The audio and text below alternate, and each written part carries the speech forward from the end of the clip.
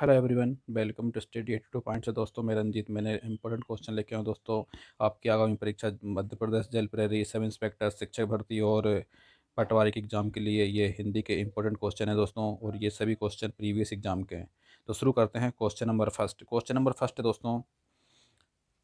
नी उपसर्ग से बना शब्द निम्न में से कौन सा है? आपको ये बताना है कि जो नी है इससे इस उपसर्ग से बना शब्द कौन सा है। चार ऑप्शन है दोस्तों: निकाय, नीलाभ, निष्काम या फिर निकाय। तो नी उपसर्ग से बना शब्द है दोस्तों, वो है निकाय। ऑप्शन 4 इसका राइट आंसर होगा। निकाय जो है नी उपसर्ग से बना शब्द है, तो ऑप्शन 4 इसका राइट आंसर होगा। बात करते हैं क्वेश्चन नंबर 2 की। क्वेश्चन नंबर 2 है दोस्तों, अंगूर खट्टे होना मुहावरे का अर्थ निम्न विकल्पों में से कौन सा है? अंगूर खट्टे होना एक मुहावरा होता है दोस्तों, इसके बारे में आपको बताना है इसका मतलब क्या होता है। मृत्यु निकट आना, या फिर कोई वस्तु न मिलने पर उसका दोष निकालना। थर्ड ऑप्शन है एक ही स्थान पर पड़े रहना, या फोर्थ ऑप्शन है देने से साफ मना कर देना। तो अंगूर खट्टे होना मतलब इसका होता है कोई भी वस्तु न मिलने पर उसका दोष निकालना। तो ऑप्शन 2 इसका राइट आंसर होगा। अंगूर खट्टे होना, कोई वस्तु न मिलने पर उसका दोष निकालना। बात करते हैं क्वेश्चन नंबर 3 की। क्वेश्चन नंबर 3 है दोस्तों, यथावत का शुद्ध रूप निम्न में से कौन सा है? आपको ये बताना जो यथावत लिखा हुआ है इसका शुद्ध रूप कैसा होगा। चार ऑप्शन है दोस्तों: यथवत, यथावत, यथवत या फिर यथावत। तो यथावत जो लिखते हैं दोस्तों उसका शुद्ध रूप होता है ऑप्शन 2 यथावत। जैसे कि बात करें यथावत, ताकि नीचे हलंत लगेगा, तो ये करेक्ट होगा। यथावत को हम ऑप्शन 2 इसका राइट आंसर होगा। बात करते हैं क्वेश्चन नंबर 4 की। क्वेश्चन नंबर 4 है दोस्तों, पंचवटी में निम्न में से कौन सा समास है? आपको बताना पंचवटी में चार ऑप्शन है: कर्मधारय समास, द्वंद्व समास, या फिर बहुब्रीहि समास, या फिर द्विगु समास। तो पंचवटी है दोस्तों, इसका करेक्ट आंसर होगा द्विगु समास। पंचवटी जो है द्विगु समास का उदाहरण है। जिस समस्त पद का पूर्व पद संख्यावाचक होता है या पूर्व पद संख्यावाचक विशेषण हो, वह कौन सा समास कहलाता है? द्विगु समास कहलाता है। तो पंचवटी जो कि उसका पूर्व पद जो है संख्यावाचक है, इसलिए ये द्विगु समास का उदाहरण होगा पंचवटी। बात करते हैं क्वेश्चन नंबर 5 की। क्वेश्चन नंबर 5 है दोस्तों, आ उपसर्ग से बना शब्द निम्न में से कौन सा होगा? अमरत्व, अवरण, आवरण या फिर अकारण। तो बहुत इजी क्वेश्चन है दोस्तों, आप वीडियो पॉज करके भी इसका आंसर दे सकते हैं। तो इसका करेक्ट आंसर होगा दोस्तों आवरण। इसी में बड़ा लिखा हुआ बाकी जो तीन ऑप्शन है अमृत और आवरण या अकारण, इस सब में अनार का है, लेकिन जो थर्ड ऑप्शन से आवरण, ऑप्शन थर्ड इसका राइट आंसर होगा दोस्तों। उपसर्ग से बना शब्द है आवरण। बात करते हैं क्वेश्चन नंबर 6 की। क्वेश्चन नंबर 6 से दोस्तों, कमान का निम्न में से कौन सा सही विलोम होगा? आपको विलोम बताना है, कौन सा विलोम होगा कमान का। तीर, तर, तीर या फिर टीर। सुना होगा आपने, तीर कमान हम बोलते हैं। तो इसका करेक्ट आंसर होगा दोस्तों ऑप्शन थर्ड तीर। कमान का जो सही विलोम होगा वो होगा तीर। एक ऊपर भी लिखा है, ये है तिर, लेकिन आपको हिंदी है और आपको अच्छे से मात्राओं का ज्ञान होना चाहिए, उच्चारण सही होना चाहिए। तो तीर ऑप्शन थर्ड इसका राइट आंसर होगा, कमान तीर। बात करते हैं क्वेश्चन नंबर 7 की। क्वेश्चन नंबर 7 दोस्तों, त्रिफला में निम्न में से कौन सा समास है? जो त्रिफला लिखा हुआ है आपको बताना है इसमें समास कौन सा है। कर्मधारय समास, द्वंद्व समास, बहुब्रीहि समास या फिर द्विगु समास। तो दोस्तों त्रिफला जो है यह भी द्विगु समास का उदाहरण है, क्योंकि इसमें पूर्व पद जो है वो संख्यावाचक विशेषण है, इसलिए ये द्विगु समास का उदाहरण होगा त्रिफला। ऑप्शन 4 इसका राइट आंसर होगा। बात करते हैं क्वेश्चन नंबर 8 की। क्वेश्चन नंबर 8 है दोस्तों, भक्ति रस का स्थायी भाव आपको बताना है कि भक्ति रस का जो स्थायी भाव होता है वो कौन सा है। ऑप्शन है दोस्तों विश्वास, ईश्वर विषयक रति, समर्पण या फिर आस्था। तो भक्ति रस का जो स्थायी भाव होता है दोस्तों वो होता है ईश्वर विषयक रति। ऑप्शन 2 इसका राइट आंसर होगा। भक्ति रस का स्थायी भाव होता है ईश्वर विषयक रति। बात करते हैं क्वेश्चन नंबर 9 की दोस्तों। क्वेश्चन नंबर 9 है दोस्तों, संकल्प के सही संधि विच्छेद चुनना है आपको। जो संकल्प लिखा हुआ है इसका आपको संधि विच्छेद करना है। तो संकल्प ऑप्शन है दोस्तों समधन कल्प, समकल्प, समधन कल्प और ये सब समधन कल्प।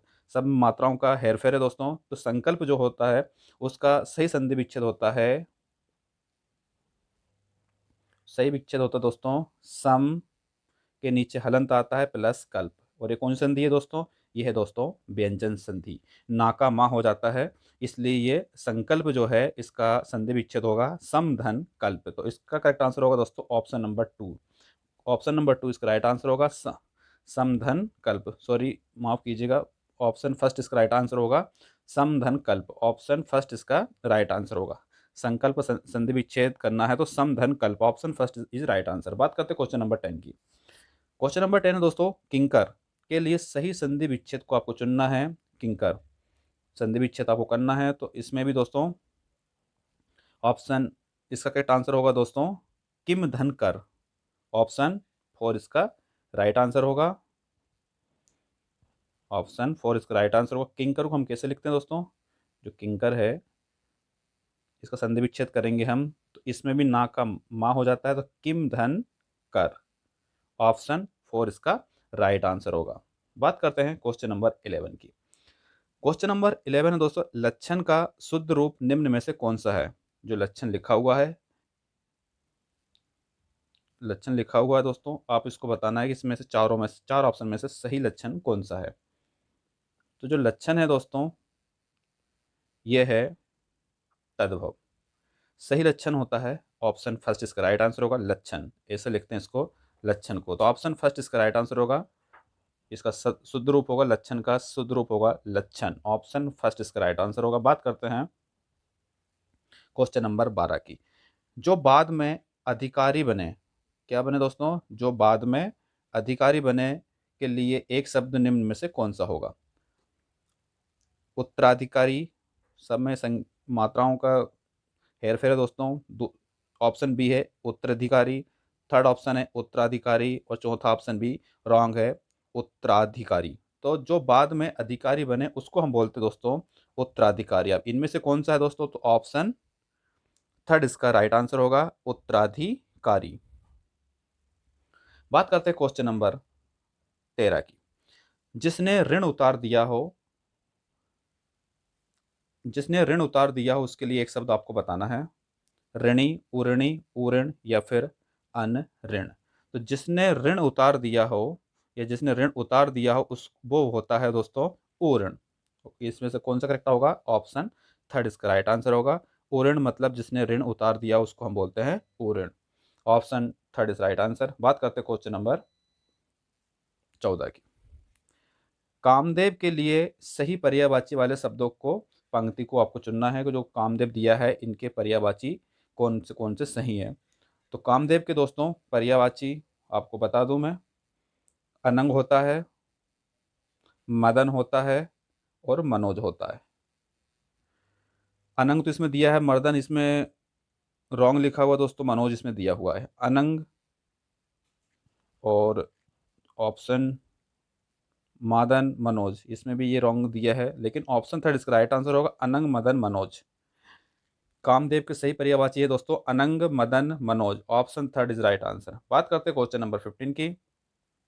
क्वेश्चन नंबर 15 है दोस्तों बोहनी त्रासदी मुख नटती आंखनी सो लपटाती एची छुड़ाती इची कर आगे आपती जाती। इनमें से आपको रस बताना है कि इसमें से रस कौन सा है। चार ऑप्शन है शांत रस, भक्ति रस, बात्सल रस या श्रृंगार रस। तो इसका करेक्ट आंसर है दोस्तों श्रृंगार रस। श्रृंगार रस इसका राइट आंसर होगा। इसमें श्री कृष्ण भगवान की बात की जा रही है, इसलिए ये श्रृंगार रस का उदाहरण होगा। बात करते हैं क्वेश्चन नंबर 16 की। 16 है दोस्तों घर के लिए सही पर्यायवाची वाले शब्दों की पंक्ति को आपको चुनना है। घर के पर्यायवाची आपको बताना है।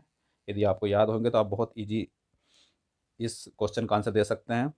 सदन होता है घर का पर्यायवाची में, तो 1 2 3 तीन ऑप्शन में सदन दिया हुआ है।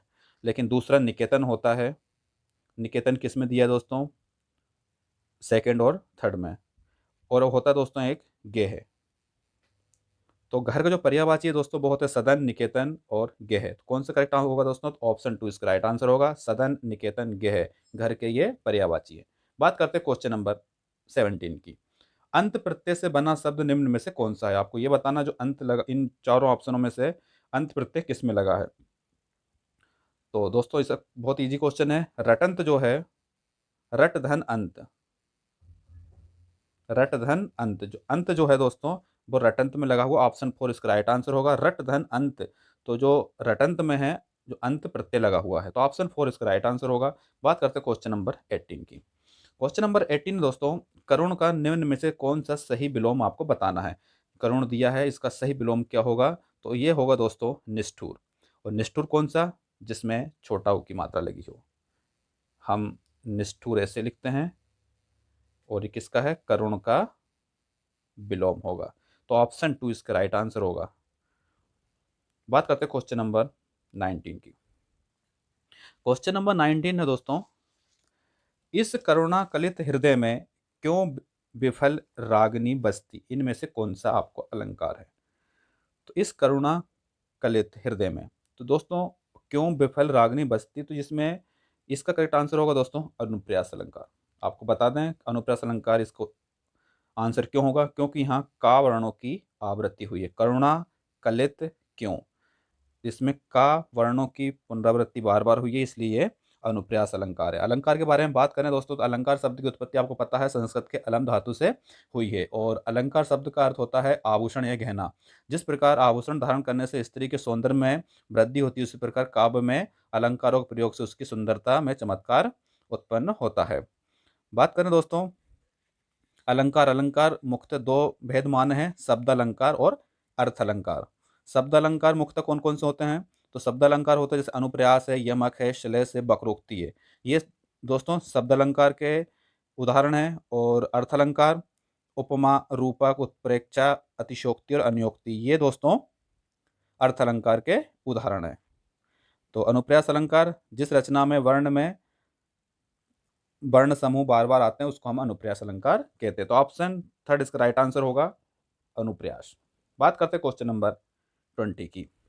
क्वेश्चन नंबर 20 दोस्तों, दखी दोपहरी घाम की छाँव चाहती छा में निम्न में से कौन सा अलंकार है। इसमें भी आपको अलंकार ही बताना है, लेकिन इसमें भी दोस्तों ये दा है, इसमें भी वर्णों की पुनरावृत्ति हुई है, इसलिए ये भी कौन सा अलंकार होगा, ये होगा अनुप्रास अलंकार। ऑप्शन 3 इसका राइट आंसर होगा दोस्तों। और दोस्तों मेरा टेलीग्राम चैनल और फेसबुक पेज है स्टडी 82 पॉइंट के नाम से। और मेरे वीडियो पसंद आए दोस्तों तो लाइक करना, शेयर करना। फिर मिलता हूँ दोस्तों मैं आपको अगले वीडियो में इसी तरह क्वेश्चन लेके। जब तक के लिए जय हिंद, वंदे मातरम। थैंक यू दोस्तों।